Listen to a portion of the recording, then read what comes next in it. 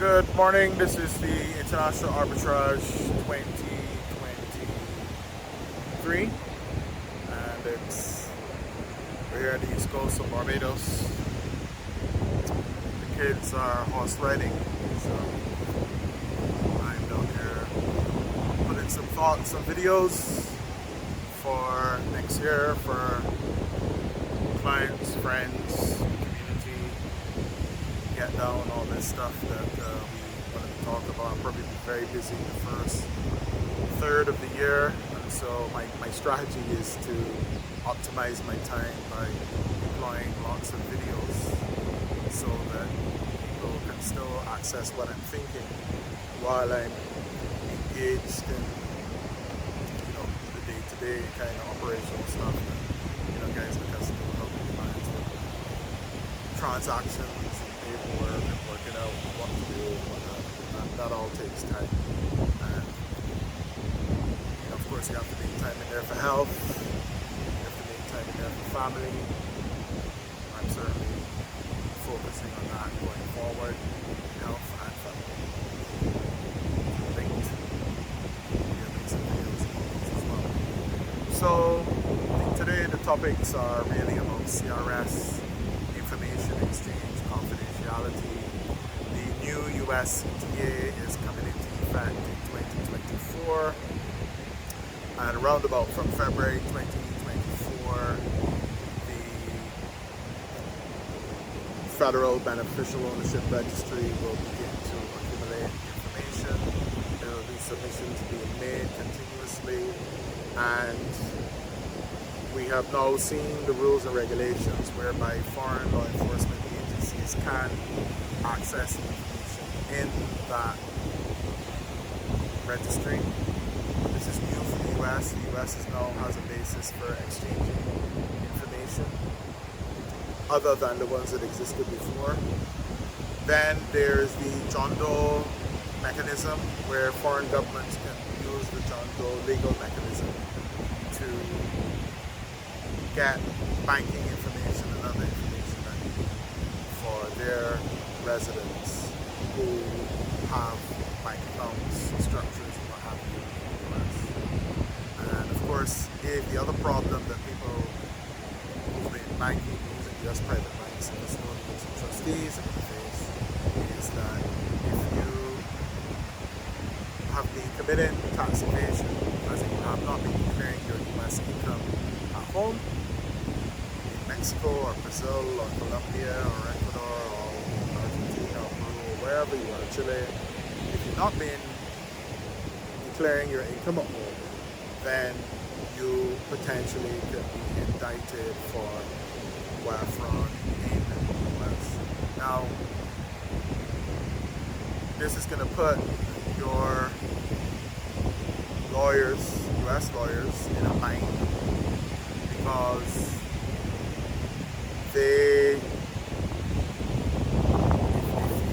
you make it known to them that you are facing tax evasion allegations at home, that's going to put them in a spot. You're going to have to get representation,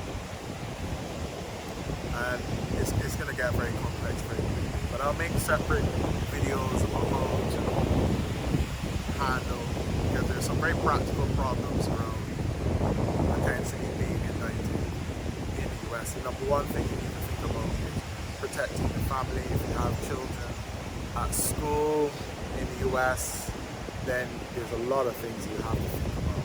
I'll just lift off some of them here, like source of funds, finding the right US white-collar crime lawyer, finding a boutique or sole practitioner of white-collar crime who really has the right type of expertise. There and not many of them. I've worked with a few. If you're not super wealthy, as if you're not worth more than $150 million, you can't really, even if you're worth $100 million, I don't think you can afford a Magic Circle law firm.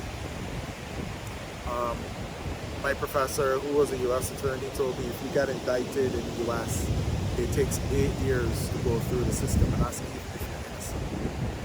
So this is very serious stuff. I think there's a lot more people are going to get caught up in all this, because as I said, clients tend not to listen to lawyers who are, they view as fear-mongering, and that we are not really commercial and that we're just trying to earn more fees. And in some cases that's justified and true, but people have to make their own judgments. And the other thing that drives this, the other factor that drives this, is that people, parents, friends do not share this type of experience, knowledge with each other. So if someone is being indicted for tax evasion and goes through it, they don't inform their children of the ins and outs, what happened, what they were accused of, how it went, how they found the lawyer that they ended up working with. And this information is really gold. It's worth so much. If you know, I've been through this stuff for many years, over 10 years now. And if you can bring this type of knowledge and experience and expertise and obviously give it to your kids like for free, rather than them having to pay like, someone like me like $500,000 or $1 million just to, get really what is just general understanding of how the system works and what the realities are if this unfortunate thing were to happen. Bring your kids within attorney-client privilege, talk to your lawyer and ask them how you can, include your kids or your children, assuming they're old enough, of course, in their judgment, to, so that the information can be shared to them. So that if it ever happens to them in the future, they can, number one, of course, prevent themselves from getting into such a situation. And B, if they do unfortunately get into such a situation, they know what to do to protect themselves and their family. So that's another big thing. Families don't talk about this stuff, they don't share this information, and that is a really, really big problem. Friends don't talk about this stuff and they don't give each other tips and stuff like that. Everybody will talk about their fundraising and their startup and positive things, but nobody really talks about, things, bad decisions that they or their family have made, or have been indicted for tax evasion, less, it's wire fraud and different. Nobody shares that type of information. So I guess that's what we'll say. Talk to your families,